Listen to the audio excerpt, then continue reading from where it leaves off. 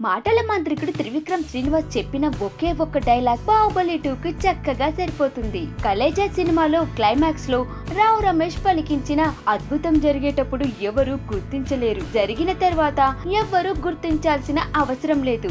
మాటలు బాహుబలి 2 కలెక్షన్ల ఉధృతికి ప్రతిరూపంగా చెప్పవచ్చు. చిత్ర నిర్మాణం జరుగుతున్నంత సేపు ఎలా తీస్తారు అన్న సందేహంతో ఉన్న సినీ ప్రేక్షకులకు రాజమౌళి అద్భుతాన్ని రుచి చూపించడంతో వచ్చిన ఫలితం ఇది. మగధీర సినిమాలో రామ్ చరణ్ కత్తి పెట్టి నడుకుతూ ఉంటే శ్రీహరి లెక్క పెడుతున్న మాదిరి బాక్సాఫీస్ వద్ద బాహుబలి 2 సృష్టిస్తున్న కలెక్షన్ల సునామీని ట్రేడ్ పండితులు 1100, 1200, 1300, 1400 కోట్లు అంటూ లెక్క పెట్టుకుంటూ 4వ వారం పోస్టర్ పడే సమయానికి 1500 కోట్ల రూపాయల విషయాన్ని అధికారికంగా రాజమాత శివగామిదేవి సాక్షిగా ప్రకటించారు. అవును, ఏ మహోన్నత విజయంలో మకుటాయమానంగా నిలిచిన శివగామిదేవి దేవసేనలను చెరోవైపు కూర్చోబెట్టి 1500 కోట్ల పోస్టర్ ను విడుదల చేశారు. అసలు విషయం ఏమిటంటే ఈ లెక్క ఇక్కడితో ఆగేలా కనపడటం లేదు. ఈ ఉత్సాహం చూస్తుంటే హీనపక్షంగా మరో 200 కోట్లైనా బాహుబలి 2కు సమర్పించేలా ఉన్నారు.